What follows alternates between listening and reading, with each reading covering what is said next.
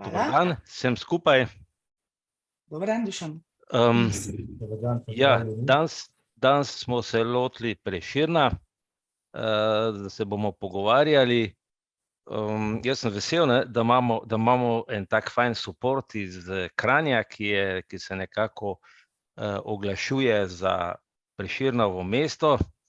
Čeprav ne vem, zakaj pravzaprav bi bilo Prešernovo mesto, ker je bil Prešern tam samo 28 mesecev. Ne? Ja. Tako da je v bistvu zadnje mesece svojega življenja prebolel, drugače je pa nekako skozi življenje švercev v glavnem v Ljubljani, a ne? Pa malo na Dunaju, pa zelo malo pa na Vrbi. A ne? Tako da vse posod je bil dlje, kakor v Kranju. Zdaj bom jaz Niki dal besedo, da bo Nika mogoče gospoda predstavila, ali damo kar gospodu besedo, da sam Lahko bi jaz, ker si ti mal bil že skoraj napadalen, ne, Ja. do Kranjčanov, bomo rekli, da vloga muzeja, pa posebej kustosa, je velika pri spoznavanju te kulturno-zgodovinske dediščine, a ne. In ne glede na to, da je bil samo 28 mesecev tam, pa radi reče, da je bil 3 leta, ampak kdor zna zračunati 28 mesecev, ni 3 leta, ne? Naj bo, to pustimo ob strani. Zdaj pa, muzeji imajo tudi veliko povezavo z zgodovino in našo preteklostjo, saj hranijo in interpretirajo naravno in kulturno dediščino in prispevajo k temu vrednotenju, k njenemu razumevanju in vrednotenju. In zdaj naš gost je gospod Gašper Peternelj, kustos v muzeju v Kranju, in on je enkrat dejal, da Kranj in Prešeren tvorita posebno zgodbo. Zdaj pa za začetek mogoče, če bi na kratko lahko gospod Peternelj opisali tole vaše delo v muzeju, pa na kaj ste še posebej ponosni. Vem, da zagotovo bova omenila Prešernijano, a ne? Da, ja. In potem bomo se kar nadaljevala, usmerila v mit France Prešeren. Okay. Tako, beseda je vaša. No, bom najprej gospodu Brešarju odgovoril, zakaj je Kranj Prešernovo mesto. Če se vprašamo, kje je največ časa preživel, oziroma kje največ časa je Prešeren, je v Kranju, se je tukaj pokopan. Ja, res je. No, poleg teh zadnjih 28 mesecev, se pravi, v 3. letu bivanja v Kranju je tukaj potem tudi umrl, in je pokopan v gaju. Danes se to imenuje Prešernov gaj, ki je v 50 letih prejšnjega stoletja tako urejen in poimenovan, čeprav je bila ideja najprej, da bi bil to gaj pesnika Prešerna in Jenka, ker je tudi film Jenko v Kranju, ki bi pokopan v tem istem gaju, spomenika sta zelo blizu en zraven drugega. Tako da mislim, da je to čisto, bi rekel, iz tega vidika, kje je Prešeren največ časa, mi ga imamo tukaj v Kranju, tako da vabljeni 8. februarja, ker praznujemo Prešeren smen, pride več 10.000 glava množica, da bo posvetiti na tak ali drugačen način, kulturen, tudi nekulturen. Skratka, nekako s časoma se je vzpostavilo tudi mogoče del te mitologije, da je Kranj Prešernovo mesto, skozi to prireditev Prešernovega smena, to je pač en izmed dogodkov, ki paše v ta narativ, kako se ustvarja neko zgodbo, pa nek mit. In Kranj Prešernovo mesto je navsezadnje tudi mit, ki pa uspešno živi. Kar se tiče pa muzeja, mogoče bi na začetku poudaril, da Gorenjski muzej letos praznuje 70. obletnico, odkar deluje. Pa bi tukaj poudaril, da je bil to, da pravzaprav, če smo čisto natančno, Gorenjski muzej letos praznuje 60. obletnico. Namreč leta 1953, ko je bil ustanovljen, je bil to mestni muzej v Kranju, In nekaj let kasneje je bil potem ustanovljen še pokrajinski muzej, ki se je preimenoval v Muzej revolucije, kjer so pa, se pravi, to sta bila dva vzporedna muzeja, ki sta hranila dediščino, mestni muzej, arheološko, etnološko, umetnostno, seveda kulturno in zgodovinsko. Medtem ko Muzej revolucije pa je zbiral pridobitve vojnega, povojnega časa, predmete povezane s tem. No, tukaj ta zgodba, bi rekel, ni čista, bi rekel, tako preprosta linearna, ker seveda muzeji v Sloveniji nimajo take močne tradicije kot v tujini, in tudi Kranjski muzej je relativno mlad, oziroma Gorenjski muzej. In na začetku, in tudi to obletnico letos praznujemo, 100. obletnico rojstva Franeta Avguština, to je bil izjemno pomembna oseba, ki je bil tudi prvi strokovni sodelavec Gorenjskega muzeja in je nekaj let pravzaprav sam skrbel za kulturno zgodovinsko, umetnostno zgodovinsko, arheološko, etnološko zbirko, ki pa je imela prve prostore ravno v Prešernovi hiši v Kranju. Tako da so potem začeli naprej ta prostor spreminjati v razstavne prostore, ampak kar bi pravzaprav hotel v zvezi s Prešernom povedati je pa to, Prešernovo mesto je tudi zato, ker Prešernova hiša, oziroma ta prostor, takrat Majerjeva hiša, namreč ko se je Prešern preselil v Kranj, leta 1846 je bila to Majerjeva hiša v lasti trgovca Franca Majerja. V Pritličju, zdaj ne vem, če ste nas že kdaj obiskali, so tako ste vabljeni, da prijete pogledati. On je najel stanovanje in prostor za odvetniško pisarno v prvem nadstropju te Majerjeve hiše. Spodaj je bila pa takrat kavarna. Sicer prva kranjska kavarna, ki je pač imel v najemu Florian Puha, ki je bil priseljen Švicar, in seveda to je bil tudi en izmed prostorov, ki se je Prešeren gibal. No in po vojni je bila ta hiša nacionalizirana in tako sem rekel, usporedno z nastajanjem zgodbe Gorenjskega muzeja je potekala še ena zgodba. In to je bila zgodba spreminjanja Kranja v Prešernovo mesto. In zato je pa zaslužen Črtomir Zorec. Bi rekel, amaterski prešernoslovec, ampak izjemen duh, močan, vpliven možakar, ki je bil takrat tudi ravnatelj tekstilne šole. In še celo nekaj časa so šole tudi Frančiška Sneguja, kiparja, ki je naredil ta prvi Prešernov kip, leta 1947, ki je potem tudi razstavljen bil takoj po vojni v atriju Prešernove hiše in je še zdaj tam, na tem istem mestu v galeriji. Tako če ste prišli v Kranj, ste stopili v Prešernove hiše in boste naravnost na desni strani videli ta portret.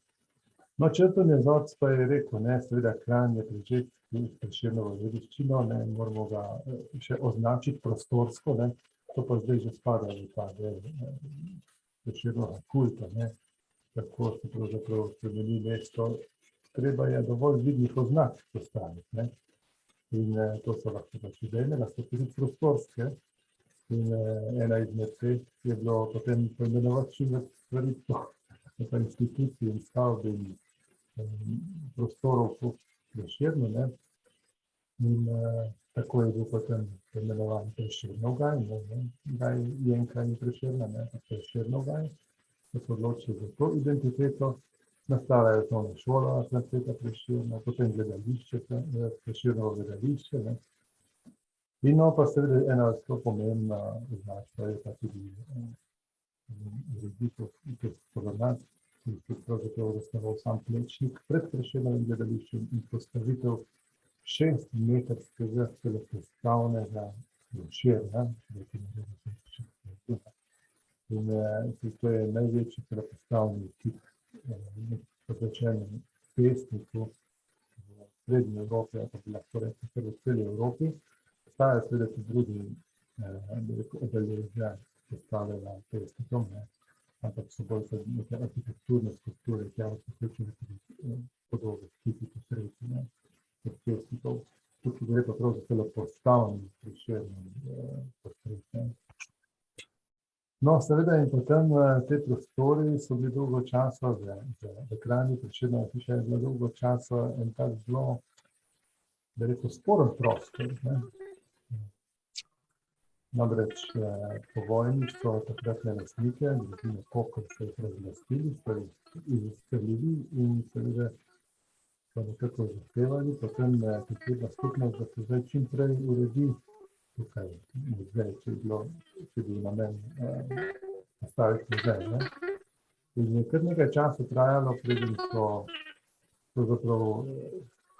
prepričali vse odgovorne osebe, da so to sprejeli. Gašper, jaz opravičujem, a lahko mikrofon malo povečate? Zelo slabo se vas sliši. Zdaj sem tudi en SMS oziroma sporočilo dobil. Mogoče zdaj kaj boš? Ja, je malo boljše. Ker ne vem, komu neki cvili. Čakaj. Ja, mogoče še. Tudi jaz slišam nekaj. Ok, no dajte zdaj, zdaj pa v redu sem. Sem utišal, sem eno utišal, pa mogoče zdaj. Se opravičujem, dajmo nadaljevati. Seveda. No, tako da 8. februarja 1964 je bila otvorjena stalna razstava, ki predstavlja pesnika tako celovito, to ravno v prostorih, kjer je pesnik živel in deloval. To razstava je bila potem še dvakrat prenovljena. Prvič leta 2000, ko je zato poskrbela Zočeva naslednica, Beba Jenčič, kustosinja za kulturno zgodovino. Takrat je bila pod nadzorom spomeniškega varstva obnovljena cela hiša, res celovita obnova hiše, tako da pravzaprav bomo še danes kot stavbo to stanje.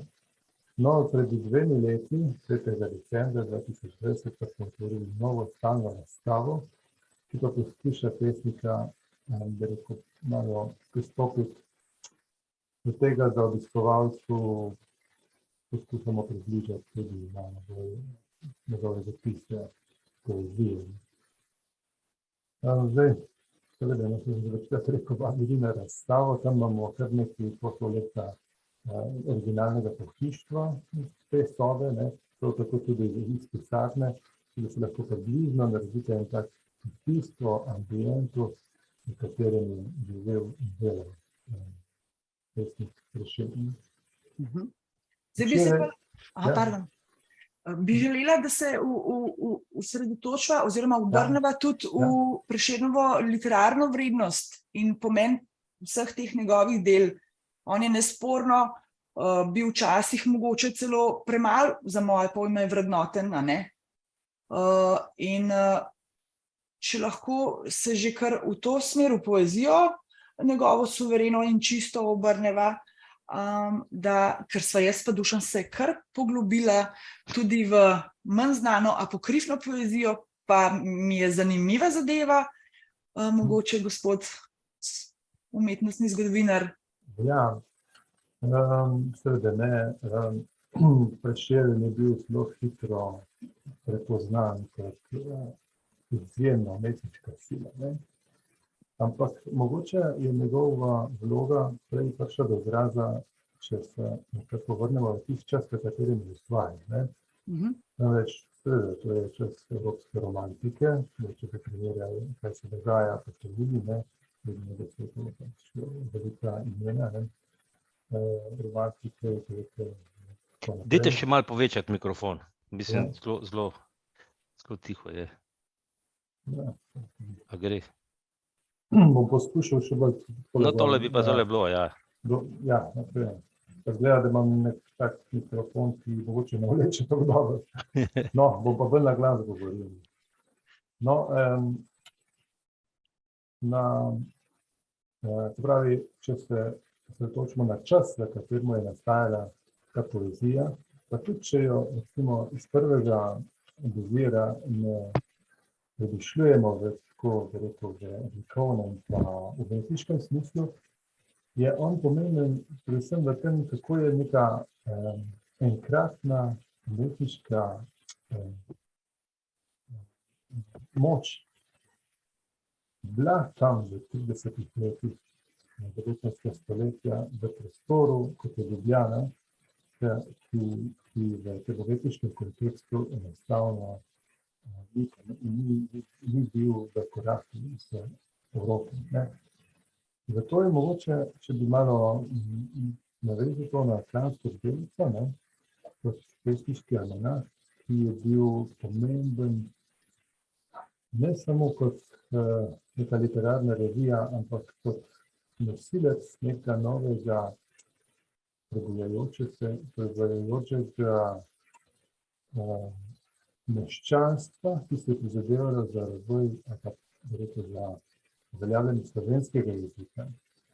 Temveč zato se je šlo, to je bilo pač neko meščansko okolje, ki je bilo seveda čisto nemško prežeto. In tudi nemščina je bil uraden jezik.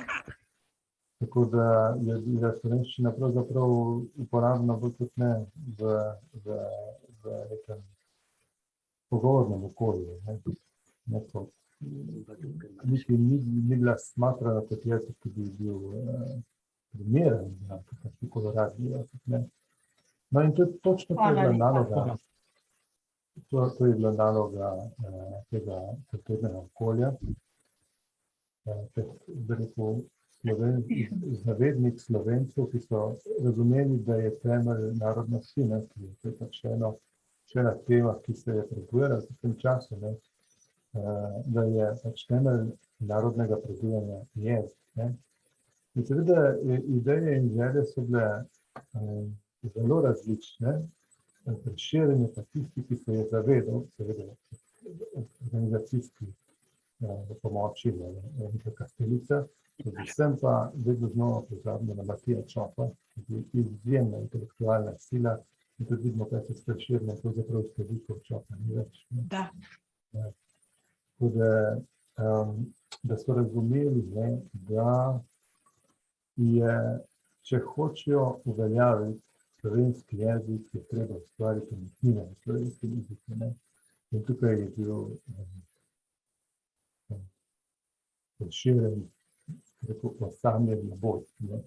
Ja, mi smo najprej imeli Prešerna, potem smo pa začeli jezik razvijati. No, mislim, tlele vseeno bi rad opozoril, da je, tukaj imamo Jerneja Kopitarja in včasih zelo tak, bi rekel, enosmeren pogled na njegovo vlogo, mogoče ravno zaradi Prešerna, ker je takrat Kotina označil v tistem svojemu sonetu, le čevlje sodi naj Kopitar. Moramo le vedeti, da je Jernej Kopitar bil izjemno cenjen jezikoslovec, ki je že leta 1808 napisal slovnico slovenskega jezika. Tista slovnica je veljala potem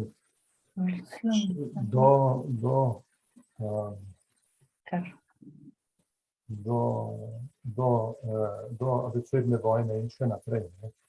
Je to le eno tako pomembno znanstveno delo, predvsem so ga pohteli tudi naši drugi jugoslovanski narodi. Ne samo jugoslovanski, evropski narodi. On je bil v bistvu evropska kapaciteta, se je bil glavni cenzor za pol Evrope. Ja, seveda ne, ampak šlo se je za to, da je pravzaprav pri tej ideji uveljavljanja ali strukturiranja slovanskega jezika, ki je pač bil on nekoliko bolj nagnjen na ta bolj južni slovanski del, tako da so ga pravzaprav Srbi nekoliko bolj cenili, jezikoslovce kot pa Slovenci. Ampak to sem hotel poudariti posebej, da tudi Prešeren s svojimi stvaritvami, pravzaprav v Ljubljani ne bi nekako padel na plodna tla, če se ne bi vseeno tam zadnji vodila neka prizadevanja ljudi, ki mogoče niso bili električko niti približno na takem nivoju, ne, ampak so razumeli to potrebo, ne, da je enostavno treba ustvarjati čim boljše, kar se da v slovenskem jeziku.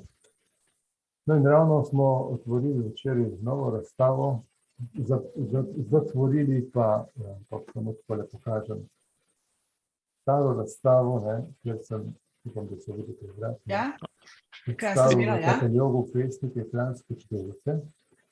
Namreč tukaj gre za 15 pesnikov, ne, ki se pravi izrazito, vse Prešeren, ne. Ja. Ampak pomembno je pa tudi to, da so bili ti ljudje, to so bili kar 8 duhovnikov, sicer ne med njimi, ne, kar tudi kaže na to, kako je bila družba v Ljubljani takrat strukturirana in kako so bili organizirani družbe sloje v mestnem okolju, ne, in da rekel nosilci kulturnega preporoda, ne, iz kakšnih skupin so izhajali. Ampak pomembno je to, da so razumeli in sprejema ta svoboden duh, ne, ki je bil zelo potreben. Če vidimo, ne, je pravzaprav Prešernu najbolj nasprotovala ravno konzervativna, klerikalna struja, ne, predvsem te izrazito konzervativne penzijonisti in ta krog ljudi, ki so pač videli, ki je bil zelo zvest monarhiji in cesarju, ne, je pa, so pa videli slovenski jezik samo skozi te oči uporabnosti, ne. Uporabnosti so seveda spet tudi na božji literaturi in vsakodnevnem jeziku, sporazumevanje, ne pa kot jezik, ki bi bil sposoben prinašati umetnine, ne. Zdaj pa seveda umetnine so lahko zelo različnih vsebin, ne. Prešernova vsebina je pa bila skrajnost, ki sta podaličena, kar je še hujše, da je moralno sporna, ne. Oni se pač ukvarjajo z ljubezensko poezijo, ne. To seveda se pritiče času romantike, ne.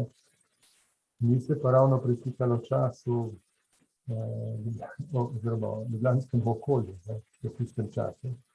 Tako da je bilo zelo pomembno, da se je najdel nek krog naprednih, odprtih, svobodomiselnih duhovnikov, tako je bila pač zelo pomemben del družbe, ne, družbena skupina, ki so ga sprejemali in podpirali, da je lahko svoje uveljavljanje tudi objavili. Skupaj z njimi so zato v Kranjskih Pevcih. Ker Prešeren kot pesnik se je pa javno prvič pojavil razmeroma pozno, ne, 1827. leta, ne, ko je objavil v Ilirskem listu pesem Dekletom, ne. Ja, nekako obstajajo pač te izvolbe, ne, kako je on pravzaprav imel že zvezek napisanih pesmi in se potem v študiju pokazal Kopitarju, ne, ki mu je pač rekel, da ne brusi pilo, ne? Ja, ne jih opili, ja. Ja, ja. In je potem nekako pač to tudi naredil, ne, kritičen, ne, kar se kaže skozi njegovo kariero tako drugačne. Kritičen kot je bil, je večinoma zavrgel, ne. Iztilil je pa Povodnega moža, na primer, ne. In to dekle sem potem leta 27 objavil v Iliriški splet, v Ilirskem listu, takrat sem se pisal v Ljubljani. To je ena interpretacija, lahko pa bi rekla, da mogoče pa Kopitar v bistvu mogoče bil pretrden do njega in je kar malo zavrl ga, ne, da se je on pilil, ne? Ne vem. Ja. Razmišljam. Ja, lahko bi to tako rekli. Vseeno je treba vedeti, da pač Prešeren je bil takrat študent. Študent, ja. Študent, ki ga je ljubljansko zanimala literatura, ne. Da se vedi, da je bil izjemno inteligenten, ker se je v času študija vzgajal in inštruiral kliničko mladino, v kliničkem zavodu. Tako da se pravi, je bila, ne, neka raziskovalna oseba, ki ga je poezija zanimala in je ustvarjal. Zdaj pač te dokumenti nimamo, da bi mi lahko neko bolj jasno zgodbo o tem sestavili. Vemo samo iz zapisov, recimo, to naslovno jaz, da sem s Čopom že preden je Prešernska pravzaprav šel na Dunaj in se srečala in pogovarjala, kaj ste se pogovarjala, a ste se lahko te pogovarjala nekaj, kar ste potem 10 let kasneje resničila v tem slovenskem voditeljskem literarnem programu. Se pravi, to ne moramo vedeti, ne? Ne moramo zagotovo vedeti, ja. Tako, ker ne moramo zagotovo vedeti, da je on res tako izgledal, valoviti, črni lasje, visok, trdnega koraka, da je bil dobrotljiv, imel je fige v žepu za otroke. Ne vemo, ne? To so miti, ne? Da je bil super človek. Ja, seveda, no, to je pa pol tisto, kar se hoče. To je pa ena, pravzaprav, najbolj takih tem, ki gradijo mit, ne? Ker ravno ta njegova podoba, ne? Da. Nekako vemo, da se on ni želel slikati, ne? To ta možnost je imel, ne? Ko najdi, ne? To je spet ena mitska zgodba, da najdi pri Langosu opazoval, ko je upodabljal Julijo pa bratca. Julijo, ja, in da mi tudi rekel, da bi ga na sliku, da me boš na sliku, pa se bom ženil, ne? To so pač take zgodbe, ki pravzaprav nekje, ker niso zares zapisane, ne? To so samo spomini, ne? In na podlagi tega so pač te zgodbe čudovite, da se ustvarjajo miti, ne? To niso zgodovinska dejstva, to so miti, ki čudovito pašejo v ta narativ o tej podobi Prešerna kot nekega. Saj del kulture tvori ljudsko izročilo, ne? Ja, seveda, ne? Seveda, to so pač te lične zgodbe, ki v bistvu naslikajo neki bolj človeški prijetni podobi, ne? Ampak, če bi se povrnila nazaj na ta portret, ne? Ki pa je pravzaprav njegov portret, ki ga najbolj poznamo, od Goldensteina, ne? Tako da lahko pokažem, ne? Ja. Goldenstein je portret naši beležniki, no, ta portret je najbolj znan, tudi smo zelo ponosni, da ga imamo v muzeju. Ga lahko tudi ogledate na stalni razstavi. No, ampak ta portret je nastal 1 leto po njegovi smrti, ne? To pravi po spominu. Tudi že takrat, ko je nastal, so bile kritike skeptične, ja, to je približno tako, kot je bil, ne? Ne gre pa to za nek zelo vrhunski portret, ne? Ampak za neko tako podobitev Goldensteinovo, ki je bil portretni slikar, ampak bolj znan je bil kot podobitev raznih vedut in pa tem za gledališke.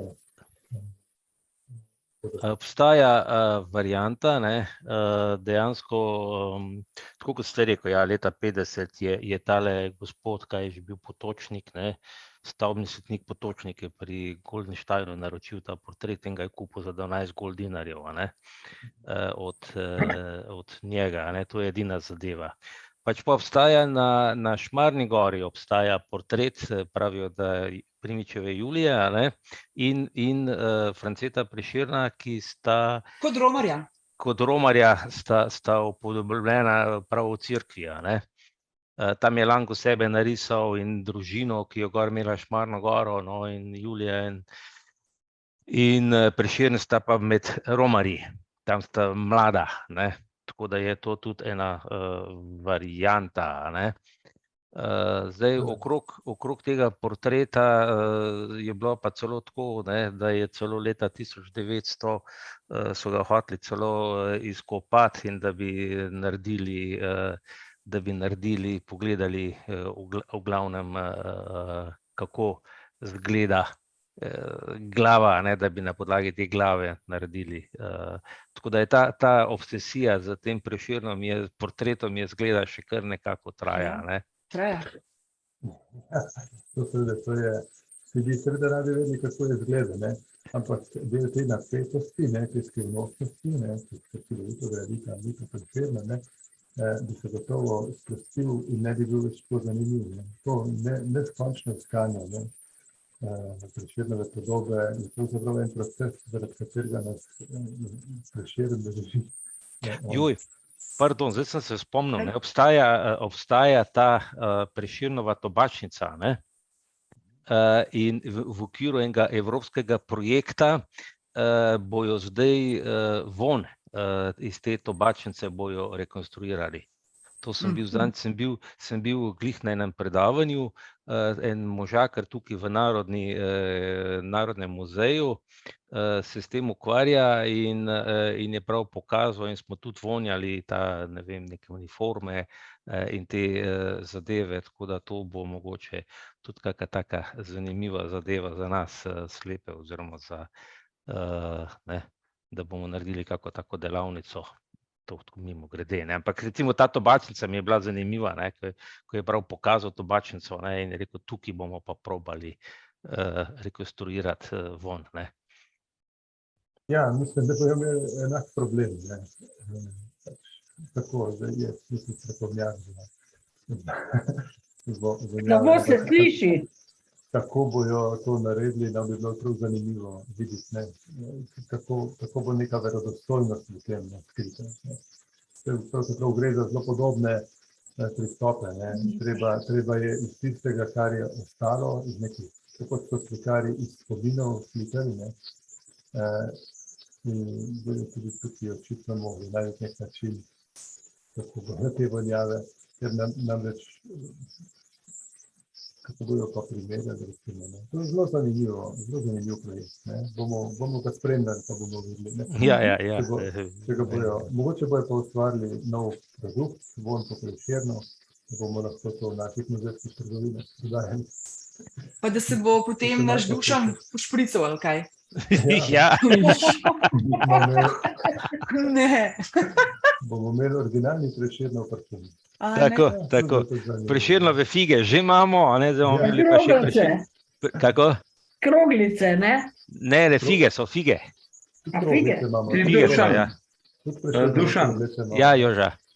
Midva se opravičujeva, ker smo imeli tehnične težave. Ja, v redu. Veš, kdo je gost? Aha, gost je Gašper Peternelj, kustos v Kranjskem Prešernovem muzeju. A sem prav povedal, gospod Gašper? V Gorenjskem muzeju. Pa tako slabo se sliši, Dušan.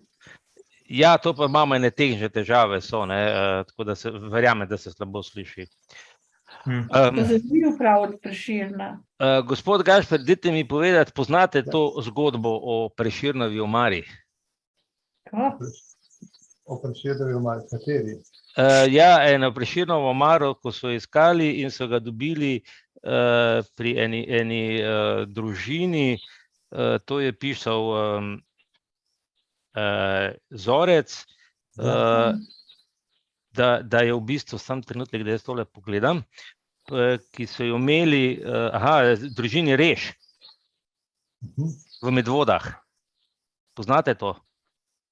Oni so jo, pravi, da je odkupil od Majerja, oče ali kdo, in potem so imeli doma v družini, so skozi govorili, da je Prešernova omara. In Prešernova omara je v bistvu bila pri njih toliko časa, da je pravzaprav postala že neuporabna in se spravili na omaro in so jo potem podarili v Kranjskemu muzeju, da so jo restaurirali. V bistvu in je zdaj pač to kot eden od eksponatov pri vas. Tako, ja, to Prešernove hiše, ja. Ja. Ja, Črtom je znac, je pravzaprav, smo lahko zelo hvaležni, da je on zbiral tudi ogromno teh zgodbe, ne, ki prav tako gradijo mit, ne, ki težko rečemo, da so vse verodostojne, ne, ampak njemu smo res tako hvaležni, da je pravzaprav že pred vojno, že pred drugo svetovno vojno se tako zanimivo za Prešerna, da je pravzaprav prečasov celo Slovenijo, da je dobil, kar se je dalo dobiti predmetov in stvari, ki so vse nekako povezane z njim. Večinoma, če so bili predmeti, so šli iz roda v rod, ne, ali pa če se je preprodano, ne, tako da se je nekaj ohranilo in prišlo v muzej, vse, kar je rokopisov in tega je v Narodnem muzeju v Niku, ne. Razen mi hranimo priželje Anastasije Zelenske, ne. Je prevedel od Anastasija Grina, ne. Jane Trijes. To pač ta rokopis mi hranimo v muzeju, drugače, kar je vse takega gradiva, ne, to pa pač gradijo Narodni univerziteti fizici, ki imajo tudi primerne pogoje za tako. V Narodnem muzeju imajo to nekaj njegovih sprav, no. Veliko tega gradiva je zbiral naš Tomo Zupan, ne? To je. Tomo Zupan je pač okroglo podaril slepima, ne? Tako da smo nekako ga smatramo za našega, ne? Ker je pač dobrotnik, ne? In tukaj vidim recimo napisano piše takole, ne, Prešernova posla, pravi, do pesnikove smrti Fran Prešernova, do leta 80 sestra Movalenke, od leta 1880 profesor Tomo Zupan lastnina, ne, on je v svoji oporoki je to vse obdelal, napisal, ki je dobil, odkupoval je, a ne. Finžgar je hodil po tam, je celo, ne vem, da je dobil zibelko, ne, ki je šla iz roda v rod, ne, oziroma tam po vasi je celo zamenjal za, ne vem, voziček, ali kaj je že celo, ne. No, mislim, če ne bi bilo Toma Zupana, bi bila tale naša Prešernova stalnica tista, ali bi jo pa pač opremili z podobnim počištvom, ne. Tudi njemu res gre predstavlja za to, da je zbiri gradivo, da se pogovarjate. A se da malo mikrofon vaš dvigneti, ker vas zelo slabo vas slišim. Zelo slabo. Probajte tukaj pod mikrofon, audio setting, pa tukaj mogoče malo dvigneti gor.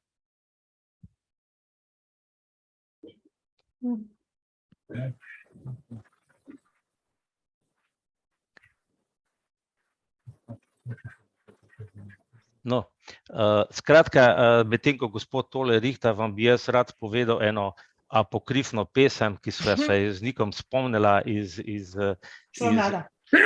mladosti, ki smo jo nekako, vse mogoče ste tudi vi jo kdaj slišali, gre pa približno takole. France Prešeren se je obesil na cviren, padel na kamen in rekel amen. A ste jo poznali? Ja, nekako podobno. No, to je bojda njegova pesem, ki jo je napisal po tistem, ko je delal, ne vem, v Kranju pri Majerju, oziroma Starija, ki je delal samomor in je se to res utrgala zadeva, Mojna veriga, in ga je potem našla kelnerca, in če ga ne bi bil, v bistvu bi že prej naredil amen, kakor je, a ne? Ja. A se bolj slišal, gospod Gašper? Ja, upam, da se bo kaj boljšno nekaj tukaj predstavil. Ni. Tako da... Ja, veste.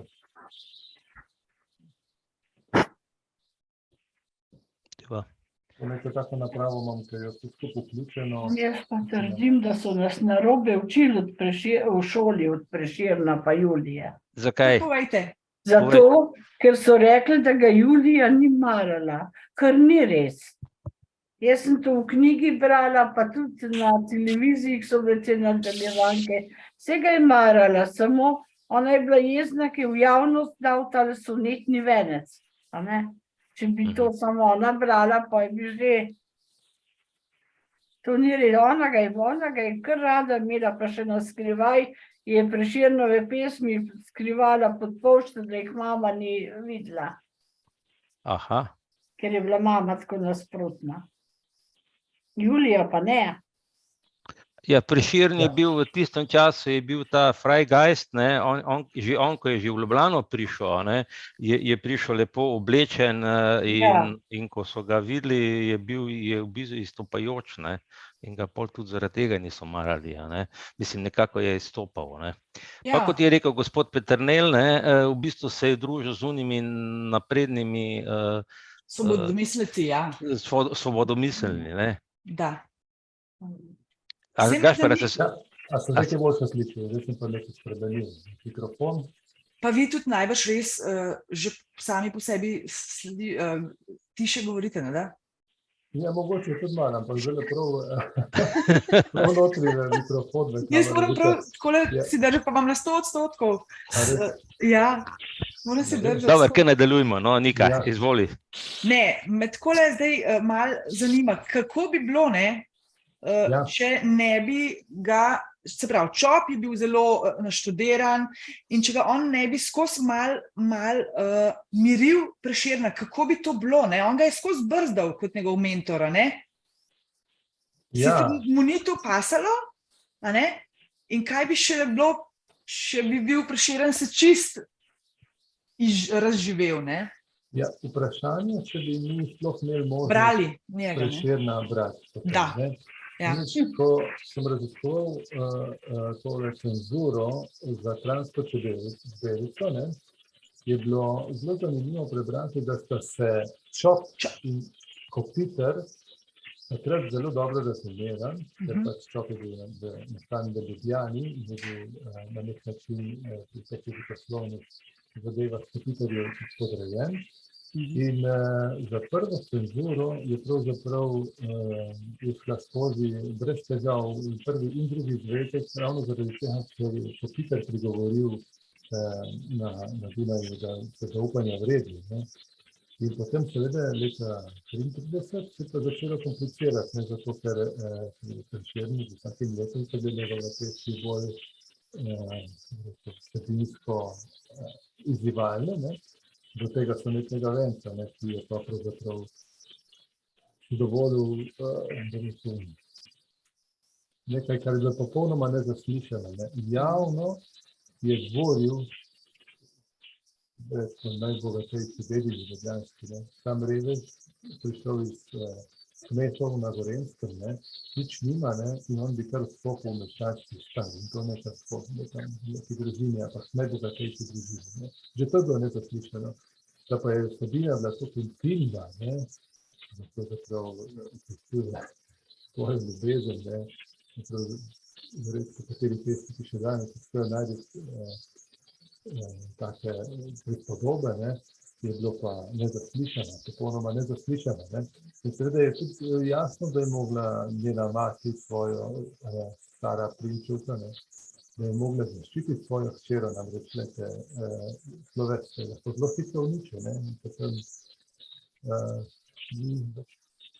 še očeta več ni bilo, ne, bi lahko kar naenkrat bilo neprimerno za ženitve, ne. Prešeren pa tudi veste, ne, on pa denar sta bila dva skregana pojma, ne, in ja. potem mlada Julija preživela, če bi to še po romantičnih merilih, ne, da se pač tukaj danes ljudje ga ljubijo in se poročijo in, a ne, kako gre ta pot, ne. Tako da mislim, da če ne bi bilo Čopa, da bi ga brzdil in usmerjal, ne. In tudi pri Kranjski čebelici pripravljal teren, da je lahko oblavljal, ne, se pravzaprav tudi v abecedni vojni se svojo intelektualno močjo postavil na njegovo stran, ne. To je bila druga preizkušnja za njiju, za Čopa pa Prešerna, ne, ta črkarska pravda, ne. Ja. Metelko pa Kopitar sta skušala uvesti črkopis in potem je prišel tale češki pesnik Čelakovski in je kar zavrnil reformo, a ne, in v bistvu je pohvalil Prešernovo poezijo, ne. Ja. Ja? Ja, tukaj je šlo pravzaprav, a ne, to črkarska pravda je bilo pravzaprav, govorimo o jezikovni reformi, ne.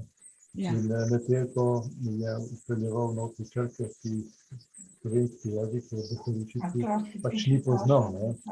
In tukaj so pač te ideje skupnega slovanskega jezika, ne. To je bila nadideja, ampak Prešeren je presodil in Čop sta presodila, da je slovenski jezik možno predstaviti, organizirati kot samostojen jezik, da sam prenese, ne. In vse te, tukaj so bila pa čudovito vzajemna, ne. Vse, kar je Čop zagovarjal, ne, mu je Prešeren dokazal jezikom, ne. Če hočete, slovenski jezik je dovolj močan, da se ne bi treba podrejati ne hrvaščini, ne ilirščini, nobenemu slovanskemu jeziku, panslovanska veja, ne, da bi 4 glavne slovanske jezike združili, predstavljali kot slovanske jezike, ne, to ni bilo nobene potrebe potem, ne, zato ker karkoli je Čop pač dokazoval, da je slovenski jezik in pisava sposobna popolnoma samostojnega izraza, to je potem Prešeren vsakič znova dokazal od svojih vrhunskih posebnih. In tukaj je bila, to sta bila dva aduta, izjemna jezikoslovna intelektualna sila na eni strani in na drugi strani umetniška sila, ki je, kot bi rekel, ustvarjala dokaze, da je slovenski jezik čudovit in sposoben samostojnega življenja. Ja, šlo je, ne vem, za nekih 12 novih črk in pač sta ona dva povedala, da tudi estetsko so neutemeljene, kamoli vsebinsko, ne? Ja, seveda, to so bilo izvzete iz cirilice, ki ni bila nikoli v tem prostoru relevantna, v tem smislu, ne. Tako da nekako sta uspela zadržati bohoričico, ne, dokler pač ni kasneje nastopila Gajica, ne. Mislim, Metelčica je bila itak z dekretom prepovedana, ne? Tako je, ne. To je bil rezultat, se pravi, da na koncu je bil, da nehajmo diskutirati o tem, ne, če ni rešitev boljša, ne, če Metelčica ne predstavlja boljše rešitev, ohranimo tisto, ki smo ostala bohoričica. Da. In potem, ko je pač ta iberizem napredoval, ne, in so tudi razbiti svojo postavo, ne, Gajico, vidovito Gaji, imenovano, ne, potem je to časi prevzema, ne, 30 let, in potem v 40 letih, ne, dokončno. Bom rekla, da je še dobro, da je bil France Prešeren bolj po materi Mini, ker je bila ona želela, da je izobražen, ne, ker če bi bilo po Ribičevmu Šimnu, ne, bi bilo drugače spet, ne. Dobro, vse se je lepo išlo za nas Slovence, ne. En medklic. Mamo Mino so klicali nemška solata, ker je znala nemško in edina v vasi in je bila tudi zelo izobražena in tako. Dovolj si, Dušan. No, ampak, veste, ona je imela čudovit načrt in to je pravzaprav krasno, da je bila izobražena, ne? Ena redkih žensk na kmetici je bila sposobna uvideti to nekako, to zanimivo, ne, premišljevati o tem, da je razumela, kako opolnomočiti svoje otroke. 8 otrok, 5 punc, 3 fantje, ne. Pač v tistem času prestop iz kmečkega stanu v velik meščanski stan, to je bila izjemno zahtevna pot, ne. Tudi če so šli študirati otroci, ne, nekdo je mogel to financirati, ne, ni bilo tako potonski šolski zaston praktično, ne. In logika je bila zelo preprosta, ne, fantje grejo študirati, ne, večinoma so bili mišljeni, da bojo duhovniki, ne, France se je izneveril, ne, to znamenito pismo, ki ga je poslal nazaj, ne, in tisto lahko vidite, to da se stanje razstavi, ne. Ko se je odločil, da pač on ne bo duhovnik, da bo pravnik, ne, seveda to je nismo biti najbolj prav, ne, ampak on se je pač odločil, da bo v meščanske kroge vstopil po drugi poti, ne. Brata sta dva duhovnika, ne, oziroma ne, ljudi je prej umrl, ne, ampak to je bila nekaj normalna pot, ne, za podeželsko mladino. Čisto hoteli ven iz kmečkega stanu, izboljšati življenje, da treba iti na šole. Možnosti pa pravzaprav ni bilo veliko, ne.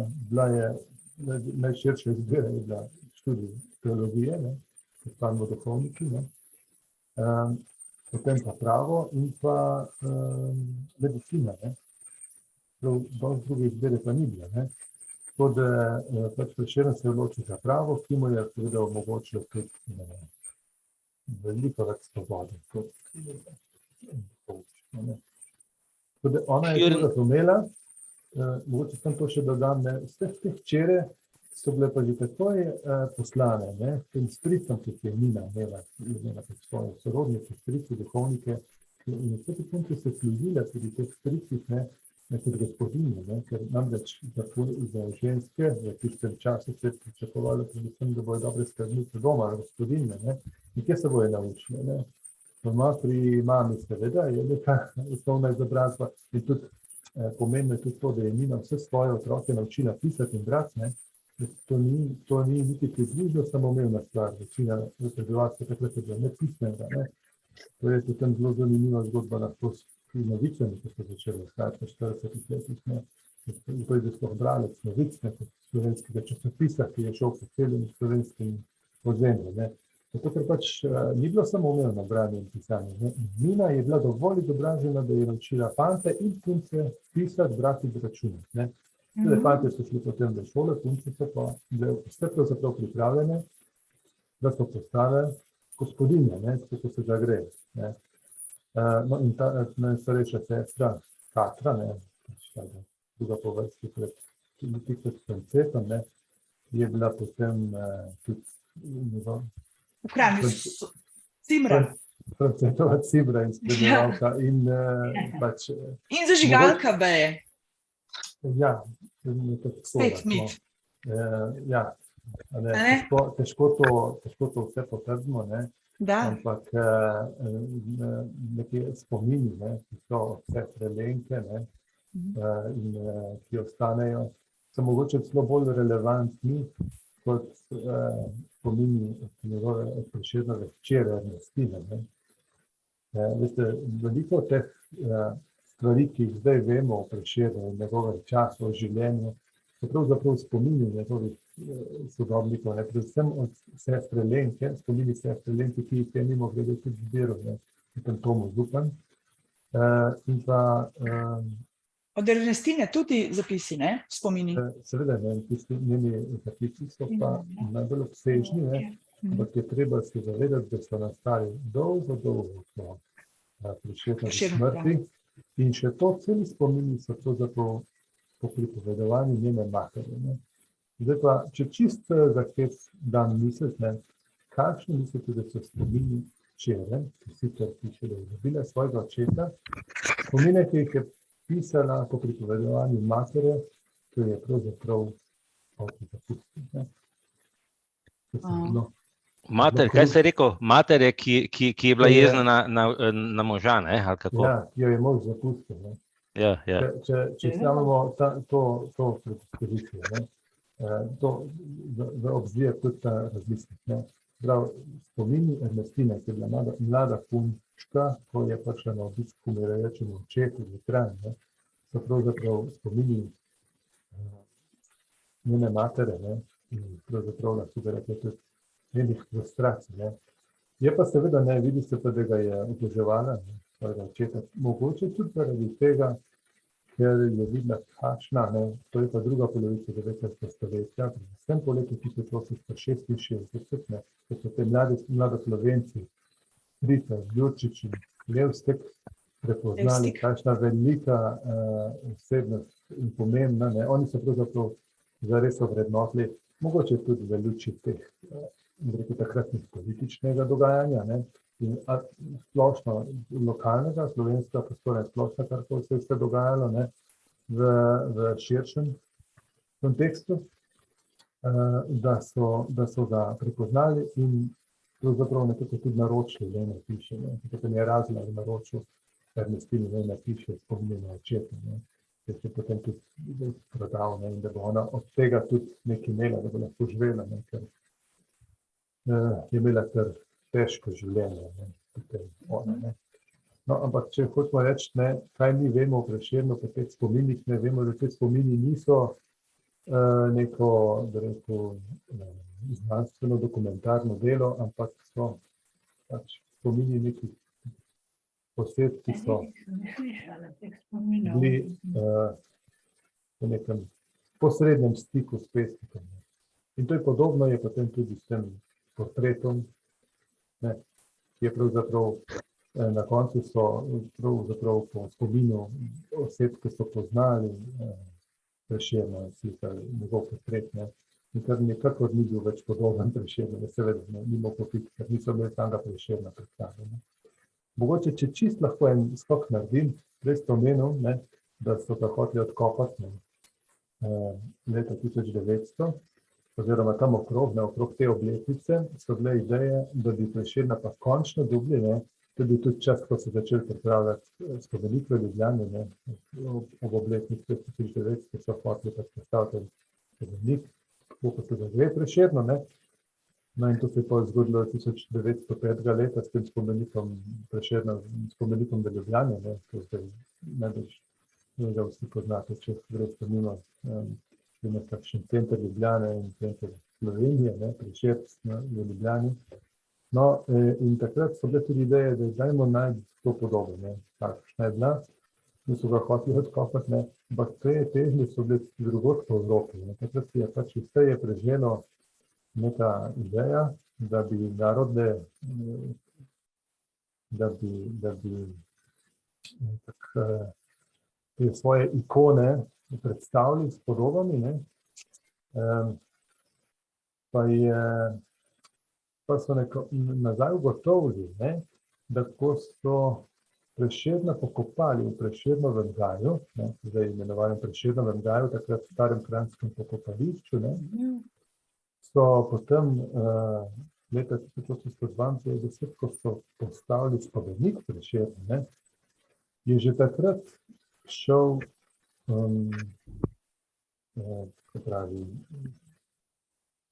gospod, ki je prekopal ostanke, ne, že nekaj dni prej pravzaprav prekopal njegove ostanke z mesta ob obzidju na to mesto, kjer je zdaj spomenik, ne, nekje tam približno, ne, tako da se je že takrat pravzaprav pojavil dvom, ne, ker ni bilo nikjer zabeleženo, kako je ta postopek potekal, ne, katere so zdaj sploh ta prave kosti, ne. Tako da tudi če danes pridemo v gaj, ne vemo, da je Prešern bil najprej pokopan tam, zdaj ne bi bil pokopan tlele, ne, in nekje na liniji lahko rečemo, da so njegove kosti, in pravzaprav že takrat so potem ugotovili, da mi pravzaprav sploh ne moramo do njegovih kosti, ne. Tako da ta norost se je potem nehala, ne, čeprav ne zadolgo, ne, zato ker po vojni so pa hoteli in so bile to zelo močne težnje, to ravno v tistem času po vojni, ko so Prešernovo hišo v Kranju nacionalizirali in čakali, da bi se tam postavil spominski muzej, je bila zelo močna politična volja, da bi pravzaprav Prešernov spominski muzej, pa kar nek prostor sledenja, postavili v Vrbi. In ideja je bila, da bi Prešernove ostanke prekopali iz Prešernovega gaja in jih predstavili v Vrbo. Obstajajo tudi načrti. Ja, je že to. Obstajajo tudi načrti, ki jih je zasnoval nekakšen tak mavzolej, sam Jožef Plečnik, ne. Tako da k sreče potem ravno Črtomir Zorc in njegova prizadevanja, on se je uprl na vse možne načine in protestiral na vseh možnih organih, da se to ni zgodilo, ne, ker če ne pa danes res ne bi mogli reči, da smo Prešernovo mesto, ne. Tako da se je zelo dobro zavedel, ne, Prešeren mora ostanki ostati tukaj v Kranju, ne, in to je bil en izmed glavnih razlogov, ne, da pravzaprav ne vemo, kje točno so kosti, da ne bojo kakšnega drugega prekopanja. Čeprav danes, ne, če bi bili hoteli s kakšnimi analizami to potrditi, bi največ lahko tudi do te informacije prišli, ne. Pa je pa tukaj drugo vprašanje, je pa ravnanje s človekovimi Ostanki. posmrtnimi ostanki, ne, in potem je nekako prevladala ta, rekel, zdrava pamet, da se človeka posmrti njegove ostanke pusti pri miru. Je pa vprašanje, ne, Brane, predno ti dam besedo, je pa vprašanje, ne, kako je zdaj s temi ostanki, ne, recimo za Ernestino, ko so prekopavali z Ljubljanskih Žal, ne, so ugotovili, da je precej poškodovana, ne, da je te ostanki, ko so bili 50 let, so počivali v Ljubljanskih Žalah in potem, ko je bilo konc, ne, nihče ni skrbel za njih, so se odločili, da bojo pokopali poleg očeta in so prav napisali so, da je bilo to precej poškodovano in da je precej, tako da je bi vprašanje tudi, kaj bi bilo s Prešernoma, ne. Ker Prešerna so pa v bistvu prekopali zato, ne, ker ko se je začel kult, ne, v bistvu leta 52 nekako se je začel kult Prešerna, ne, in so ga prekopali, ker so mu zgradili naredili so eno novo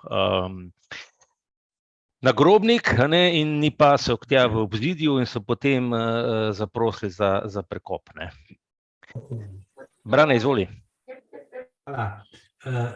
Prosim, če bi par besed še spregovorili o Prešernovih otrocih, ko jih imel za Ano Jelovškovo, niso sigurno nezakonske, ne, ali je uradno priznal očetovstvo ali ne, in pa kako je bilo potem z otroci, če še danes so kje krvni sledovi po Prešernu.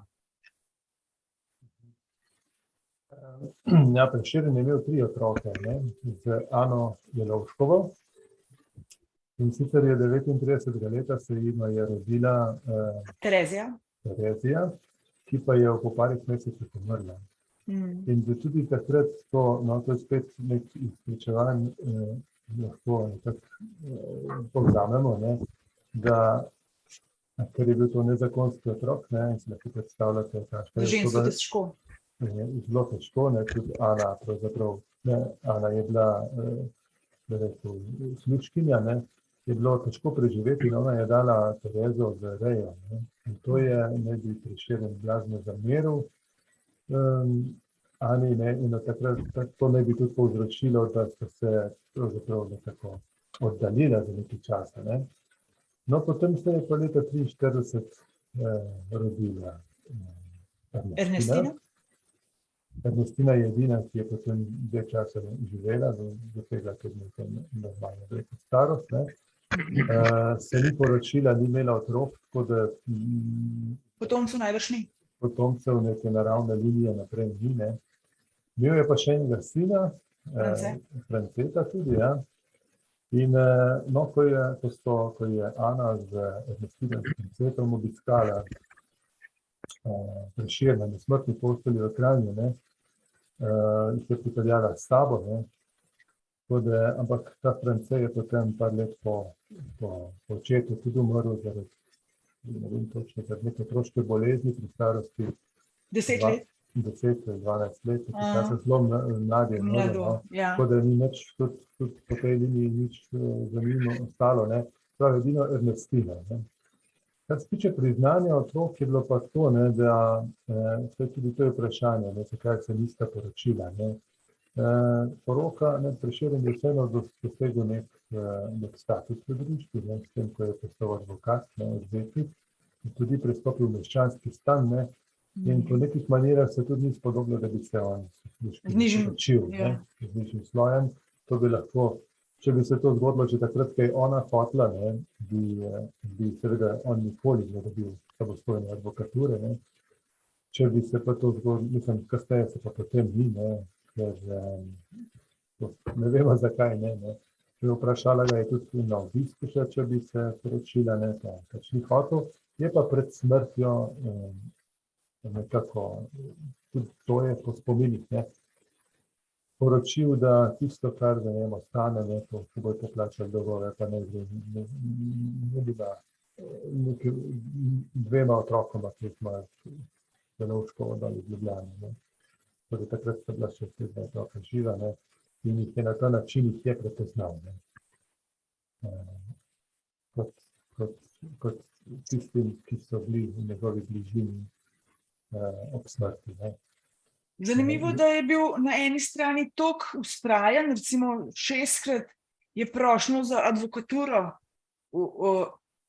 pošiljal, ne, ta 6. v Kranju lahko odprl. Na tem ljubezenskem področju je pa čist v bistvu zatajil, ne, tudi ni se za Jelovškovo postavil, Primicova ga je v smislu zavrnila, ne, ker se je s Plemičem poročila tudi pol v Kanvi pokopana. Zanimivo, ne, ta 2 pola. In ja, mislim, ta zgodba, njegova pravniška pot, pravzaprav po tem takem, ne, ko vidimo, ja, res 6 prošenj je dal, ne, ampak nekako, on je bil izven serijska osebnost, ne, popolnoma, ne, in umetnik, ne, v enem takem zelo uglednem meščanskem poklicu, ne, in seveda bil je cenjen pravnik, ne, ampak način življenja je vseeno v teh krogih tako odločilen, ne, da to ga je gotovo oviralo, ne. Tudi če bi se on poročil z neko drugo žensko, ki bi bila primernega stanu, bi gotovo se ta zgodba lahko hitreje odvila, tudi njegovo korist. Ne? Zato, ker pač urejeno, da rekel, neko podobo urejenega življenja, ki paše v urejen meščanski stan, ne?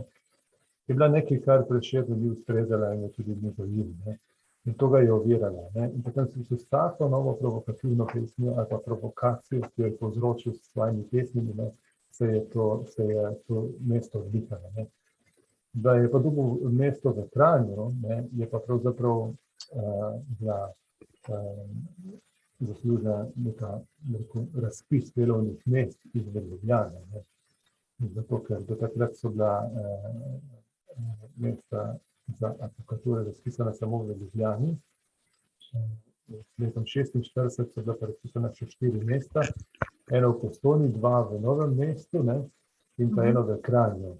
Zdaj lahko bi on šel v Novo mesto, namreč Primčeva Julija je izvela dol, ne, s svojim šolskim šolom, ne, sta zanjena urejeno meščansko življenje, ampak ne bi spet po spominih, ne, se sam odločil, da ne bo vznemirjal in se je odločil, da se bo predstavil v mesto, ki je bližje njegovim rojstnim krajem, v Kranj.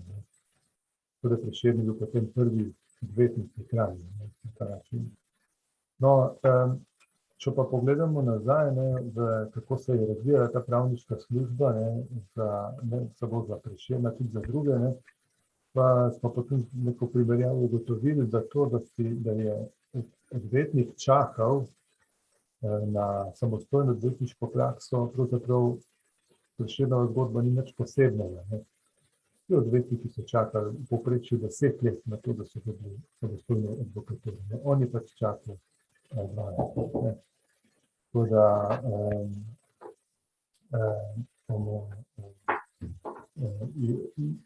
bi rekel, veliko krat so iz te zgodbe naredili nekega žrtve. Ne? Več so iz njega naredili žrtve tega nerazumevanja, ampak glede tega je pravzaprav bil najbolj sam kriv. Pač tako delovno mesto, v taki družbi je zahtevalo tak način obnašanja. On pač temu ni sledil, ne. Da rekel, si je izbral napačno kariero, ne. Ampak kljub temu, ne, na koncu je dobil samostojno advokaturo, ne. Ker je pač bil zelo sposoben v svojem poklicu. On je bil zelo uspešen pravnik, to moramo zdaj razbiti malo en mit, da je bil pijanec, ne, pa da je bil zapit.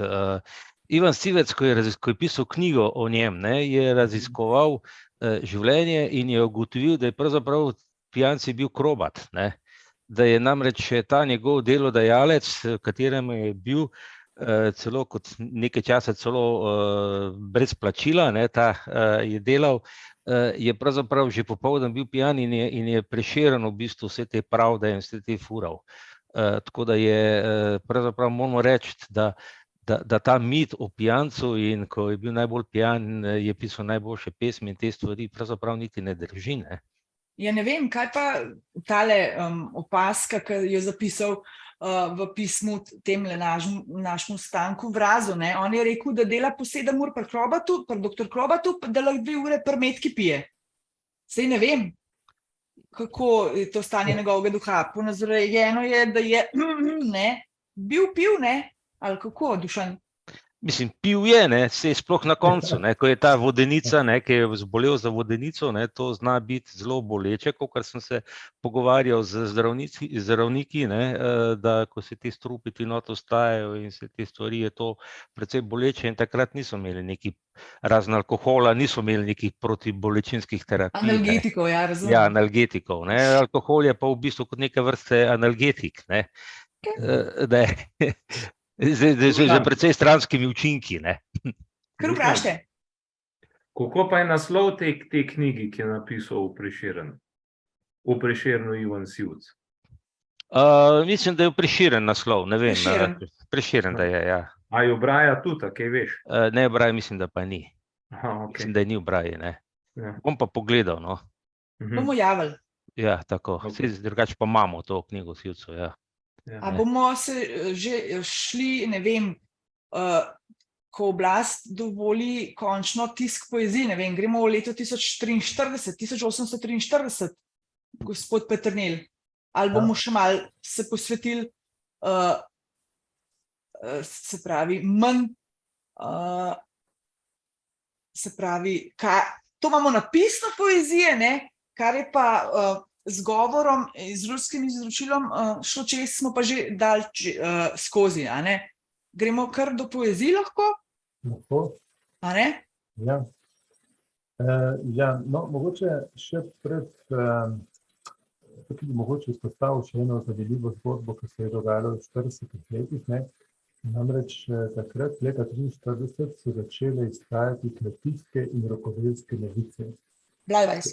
Blajvajs, ja, tako, ne, doktor Janez Blajvajs, zdravnik, izjemni zdravnik, politik in tudi urednik, ne, izjemna pomembna osebnost, potem v naslednjih 30-40 letih, ne, predvsem kot urednik novic, je zelo močno vplival na to, kaj so lahko, da rekel, ljudje na slovensko govorečem ozemlju brali, ne. No, in leta 1944, ne, Blajvajs je bil zelo pragmatičen politik in kot urednik, ne, je podpiral poezijo Kosevskega, ne. Kosevski je bil namreč tak pesnik zanosa, ne, napisal tudi pesem o bitki cesarja, ne. No, seveda Prešeren je ravno v tisti razliki, ko sem prej govoril, ne, da se ustvarja v jeziku, je treba ustvarjati poezijo, kako bi rekel, vrhunsko poezijo, ki pokaže največjo moč jezika, ne. Potem, ko Kosevski je bil ličkeno bolj, bi rekel, narodno-buditeljski, domoljubno usmerjen s temi čustvi, s tem zanosom, ne. Tako da je tukaj nastalo neko razmerje, neko nasprotje, če bi lahko temu rekel, ne. In Blajvajs je pač v tem oziru bolj cenil Kosevskega, ne, ravno zaradi teh narodno-buditeljskih idej je njegova poezija prišla bolj prav, ne, da je objavljal v teh novicah, ne. Ampak, no, potem je pa kot odgovor na to pesem posvečeno cesarju, ne, je pa nastala Zdravnica, ne, leta 1944, ne. Mhm. Ampak seveda Zdravnica je bila v tretji, četrti kipici Črtana. črtana, ki je bila preveč nevarna za takratno, da rekel, razmere politične, ne. Mhm. Tako da je Prešeren rekel, če pa ne, mislim, kar sicer bi jo, če bi se sprijaznil s tem, da bi te dve kipice črtali, bi jo lahko objavil, ne, tudi v Blajvajsovih novicah, kot slovenskem časopisu, ne, in bi šla, ne, po celotno slovenskem govorečem ozemlju. Ampak je Prešeren rekel, to pa ne, ali objavim tako, kot sem jo napisal, ali pa neč, ne. Tako da je bilo treba počakati potem, da se je zgodila ta marčna revolucija 48. leta, ne, in takoj potem 6. aprila 1848 je potem Blajvajs na prvi strani novic objavil Zdravljico, ne. Se pravi, je tudi Blajvajs kljub temu, da je hotel, recimo, pa je spodbujal in je na prvi strani objavljal poezijo, ne. Mimogrede, ne, je pa leta 1944 objavil v 6 zaporednih številkah kompleten krst pri Savici, ne, Prešerna. To pa tudi ni zanemarljivo. Pa elegijo v spominu Andreja Smoleta, pa ta je seveda, Andrej ne. po Župančičevem mnenju najboljša njegova, sicer v nemščini, ne. Tako da je objavljal poezijo, ampak ta Zdravljica, ne, ki pač je malo dobila tak podoben, pomemben status, ki ga ima danes, vse to je pravzaprav sedma, ki je naša himna, ki se s tem poistoveti, ne. Hočem reči, ne, da je Prešeren vseeno najdel način, no, kako se tudi kasneje, potem, ko so te njegove velike umetniške sile, ki jih je izrazil v 30 letih, ne, že nekoliko zaspale, tako rečem, pesniško, ne, da je vseeno uspel pisati poezijo za za ta namen, da se slovenski jezik promovira. Namreč Blejvec je hotel kakršnokoli poezijo slovenskemu govorečemu prebivalstvu, zato da bi ljudje začutili slovenski jezik, da bi se identificirali, da bi ga brali, da bi jezik dejansko bil med ljudmi. Prešeren je pa tisti, ki je ustvarjal visoko poezijo, ki bi pokazala tudi tem širokemu krogu bralcev, da je slovenski jezik nekaj posebnega. In šele s časoma se vidi, v bistvu, rekel, ki podata roke, te dva človeka, potem se vidi, da prodre Prešernova poezija prek širšim slovenskim prostorom. No, poezije so pa potem seveda bile nekako krona Prešernovega udejstvovanja, pesniškega. On se je odločil, da bo izdal pesniško zbirko, ki je predložil vse te cenzurne pole. No in ravno na 46. leta, ko so mu odobrili samostojno advokaturo, so mu odobrili tudi tisk poezij. Toda poezije so bile natisnjene decembra leta 1846, ampak z letnico 1847. Namreč, ki so šle potem v naslednjem letu za prodajo, je bilo to pa celo leto aktualno, če bi to razmišljali. Tako da je pa eno zanimiv poudarek, v sonetnem vencu je Prešeren v teh verzih, ki skupaj sestavljajo magistrale Prinčevi Juliji, obrnil besede. Namreč poezije so išle v 1200 izvodih, tega je 150 izvodov dal natisniti s originalnim sonetnim vencem, ki so potem z magistralami povedali, da so namenjeni Prinčevi Juliji. Te je zadržal zase in jih je podaril svojim prijateljem. Medtem ko ostalih 1050 izvodov je pa te besede zamešal, zaradi tega, ker je Prinčeva Julija takrat že dolgo v zakonu s Švajcem Štulem, ki seveda je razumel, da bi jo pravzaprav spet izpostavljen in vznemirjal, tako da se je potem odločil, da bo poezija vrstni red zamešal, tako da ni bilo več te kontraverznosti, ki je bila ob nastanku. V poeziji so potem njegova edina pesniška zbirka. No in še seveda išle so, ko je bil Prešeren za Ukranjo, še en razlog več, zakaj je Prešernovo mesto. Vse je bilo 46. Ja. Ja, tako da zagrabimo vse, kar se da. No, mislim, vse tisto. Nika se poslavlja, Nika. Ja, moram iti. Sej tisto, ko sem tako agresivno nastopil na začetku, se je bilo mišljeno v hecu.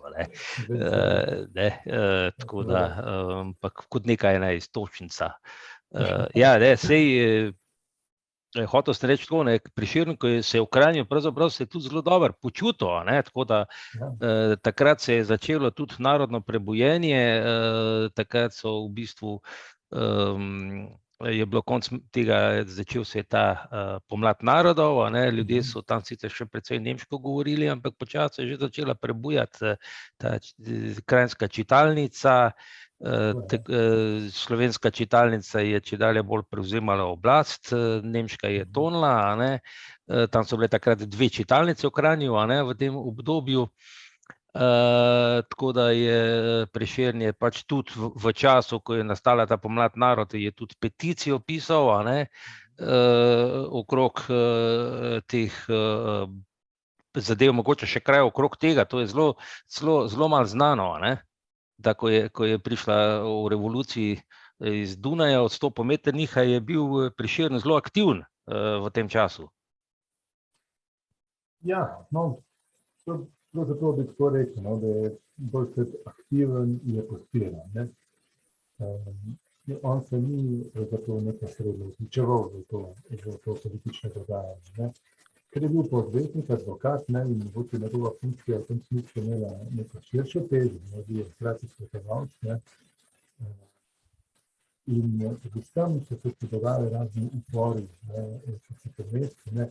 Je bil on tisti, ki je zadeve miril, ne, in je rekel, lejte, če hočete protestirati, tu se zlasti, ne, potem to naredimo na nek svoj način, ne, to je ta peticija, kot se je omenil, ne, to je pravzaprav, on je zasnoval, da so se ljudje, da rekel, na svoj način upirali, ne. Pravi, dajmo spisati peticijo, podpišite se in to vložimo, ne, na urade, ne, da se v bistvu v tem splošnih protestih, ko so se dogajali in uporih, ne, da se to sprevrže v neko nasilje, ne. Ulica. Ja, da se zgodi ulica, ja. Tako da v tem smislu je zelo pomembno, da je kultiviral, ne, da je bil neka taka kulturna figura, ki je vnašal kulturen diskurs v kranjsko okolje, ne. Drugače pa ne bi rekel, da je bil on, da bi bil, rekel, zastavonoša vsega skupaj. Je vseeno bil nekje v ozadju, ne. Ker tudi sama funkcija odvetnika pravzaprav nekako ni dovoljevala, ne, da bi bil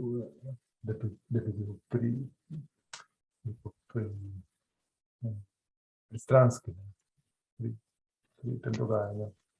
No, ko smo že pri mitih, ne, sej ne vem, koliko še imate časa, zdaj je lahko še No. Rečemo še kakšno. No, v redu, super, mi je všeč, ne.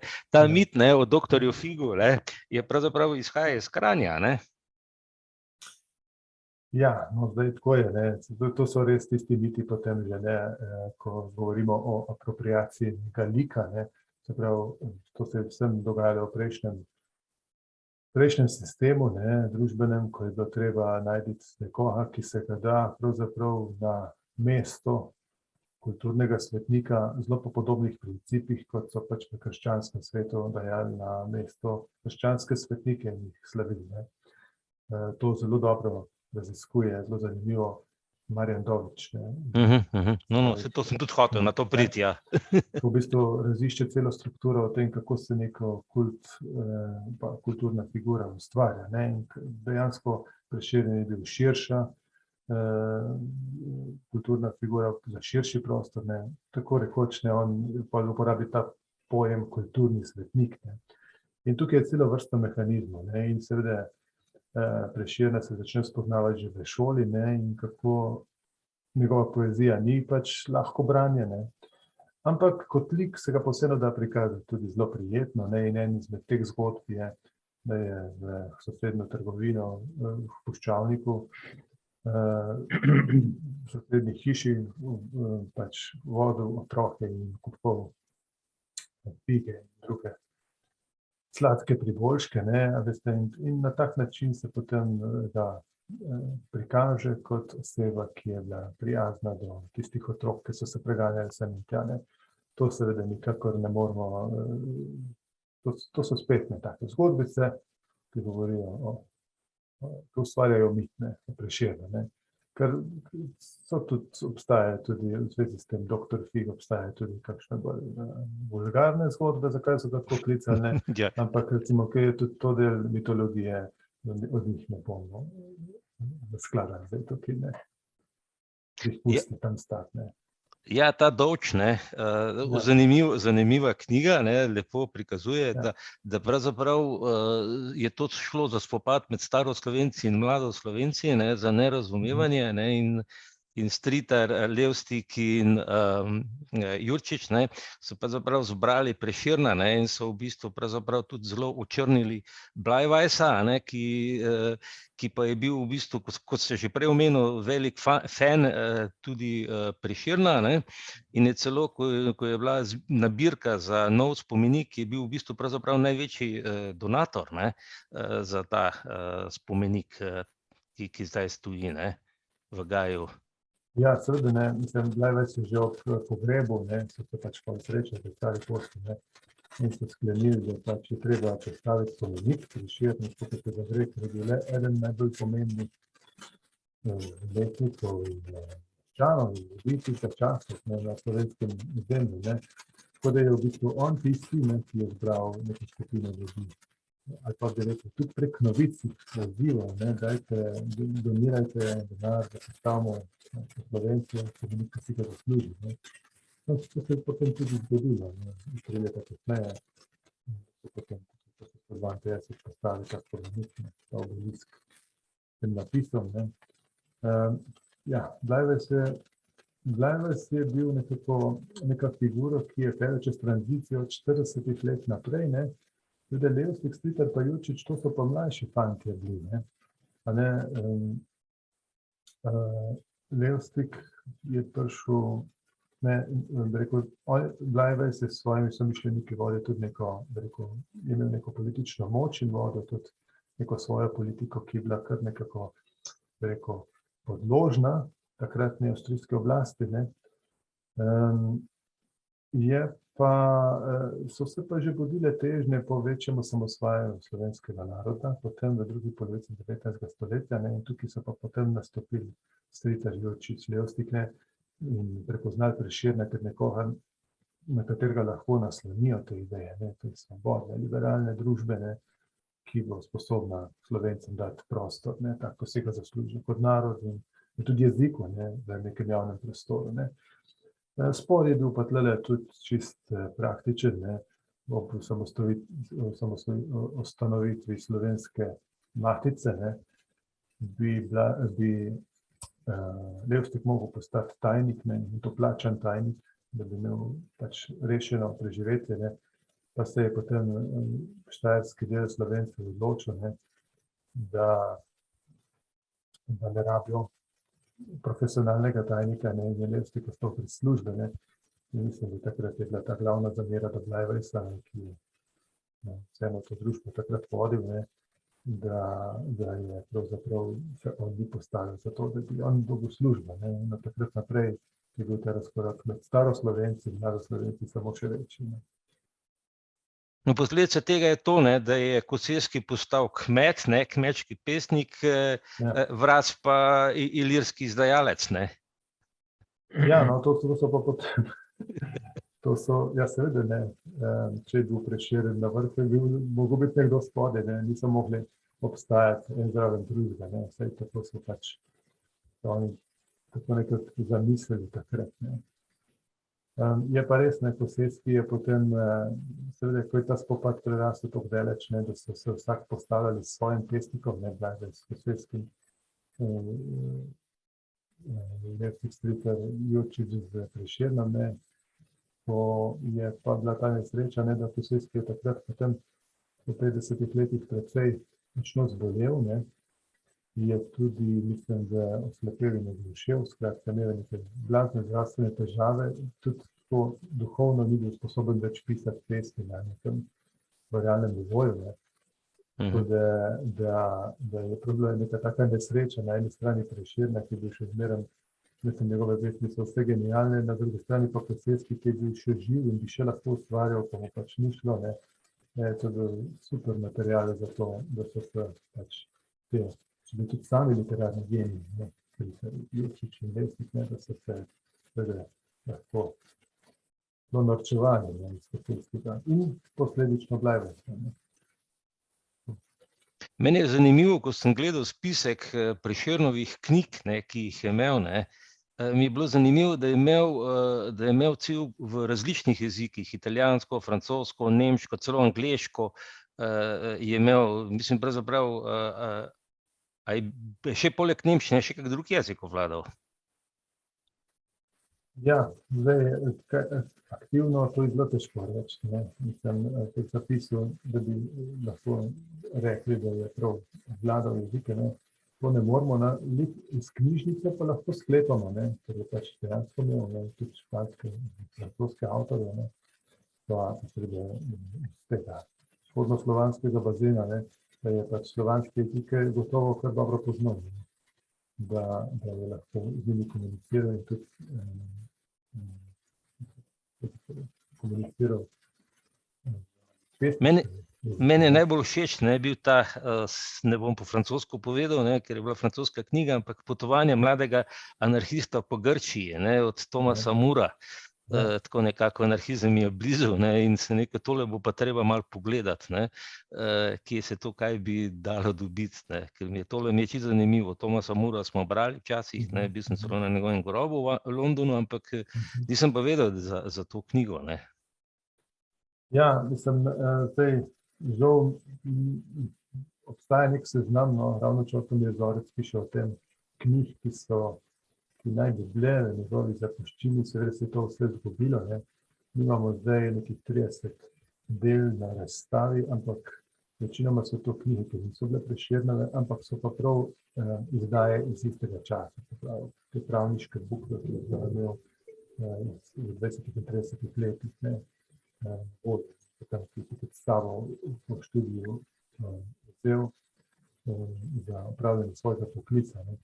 Žal pa, kar se leposlovja tiče, nimamo nekih zanesljivih podatkov, ne, niti njegovih knjig, ne, kaj je on sploh imel v svoji knjižnici, ne. Ja, ker pravi, da je precej knjig so že pokradli, sploh prej, ne, ker on je od strica podedoval knjige, ne, tistih knjig sploh ni bilo, ne, od tega strica iz Ribnice, oziroma pol je bil, ne vem, ki je že kasneje šel iz Ribnice, je šel na, ne. Mogoče edino to, no, zanimivo je bilo, da je bil Emil Kranjčan, ne, bil Jeronimij Ulrich, ne, ki je bil, s katerim sta se pravzaprav kar dobro ujela ravno zaradi tega, ker je imel tudi sam zelo bogato knjižnico, ne, in to je v Sofiji, to je en drug knjiga, tako da to je bil v Kranju njegov stik z literature tega časa, ne. To sem še prebral, ne, da so se v bistvu knjige poklanjali oziroma rokopise, a ne, v bistvu, pa seveda, ne, če smo boljši tisto zabavljive sonete, so si tudi tako talali kot neka vrsta posetnice, ne. No, se zdi, to je mogoče ena izmed tistih zgodb, ki je prej gospa rekla, ne, kako mi narobe sodimo to odnos Julije do Prešerna, ne. Tudi tu obstajajo zgodbene, take in drugačne, ne. Namreč njihovo druženje po teh ljubljanskih plesih in družabno življenje, ne.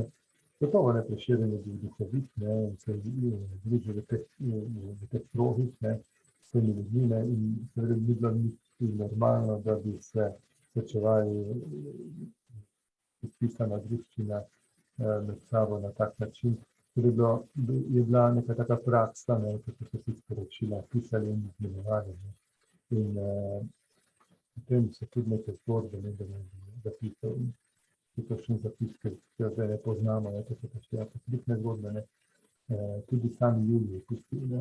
Tako da zagotovo ne moramo vedeti, kakšen odnos je imela Julija do njega, ne. Lahko ji je godilo, ne, da je bilo v središču pozornosti, ne, po drugi strani pa enostavno ni bil čas za take podvige, ne. Pa še razlika v letih je bila, ne, nekaj, kar nam je to sploh nenavadno, ne. Pa tudi takrat mislim, da 37-letnik govori 15-letni mladenki, ne, je vseeno. No, mislim, dobro, pustimo, to so bili pač drugi časi, drugi morala, ne. Takrat so bili že pri, ne vem, pri 12 letih so že bili samostojni, so že delali v bistvu zaposleni, ne tako zdaj, ko šolaš do 30. leta otroka. Hotel sem reči še eno zadevo, okrog ta mit, okrog Julije, a ne. Jaz mislim, da je to bolj kot ne en mit spet, ne, ker recimo, če pogledamo Beatriče, pa Laura, Petrarko, pa te zadeve, ne, in to, glede na to, da je šlo za obdobje neke romantike, je pravzaprav čisto možno, da je to tudi nekako umetno izvana zadeva, ne. No, se to je pa tudi še ena čudovita skrivnost, ne, koliko je k temu kultu prispeval Prešeren sam, ne. Namreč se je mogoče sam zavedal, ne, ko je pravzaprav ta vzorec od Petrarke prenesel, ne, od Danteja, ki pravzaprav gre za zelo, bi rekel, vzporedne zgodbe, ne, odnosa med pesnikom in njegovo muzo, ne. Koliko se je on zavedal kasneje, tudi s tem, ko se ni dal upodobiti, ne, da bo to ostale neke skrivnosti, ki jih bo narod prepoznal in jih skušal razrešiti, čeprav vemo, da jih ni mogoče, ne. Prav, koliko je sam prispeval k temu, ne, da se ustvarjajo neke skrivnosti, ki so jih enostavno ne da razrešiti. Ne. To, je sam predstavil svoj momitve. Dobro, a če moramo na tem trenutku prenehati, zato zdaj ura je že 11:34, tako da smo že kar dolgi. Jaz se vam, gospod Gašper Peterlin, zahvaljujem, da ste si vzel čas, da ste nas zadevo, lahko bi se še pogovarjali na to temo, a ne? Tako da jaz upam, no, se pravi, mene je zdaj ta Prešeren ta teden tako potegnil, no, da sem celo mislil v Kranj priti. Ampak ja, bom se oglasil vsekakor, ne, jaz sem bil nazadnje v Gaju, sem bil pred korono leta 2020, sem bil januarja tam, no, in tako da sem res mislil ta teden, ampak enostavno me ni zneslo. Skratka, dragi moji, zahvaljujem se vam, da ste bili prisotni, da smo odkrili tudi kako zadevo od Prešerna, ko je niste vedeli. Gospodu Gašperju se zahvaljujem. Upam, da bomo še kdaj kako temo našli.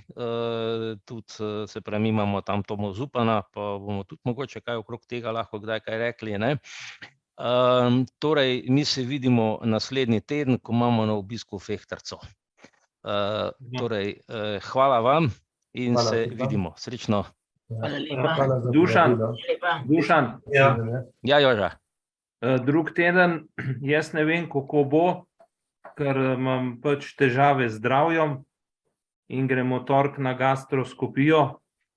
Tako da, če bomo petek, če ne pa Fehtarco, lepo pozdrav v mojem imenu. Bom, v redu. Ok. Srečno, adijo.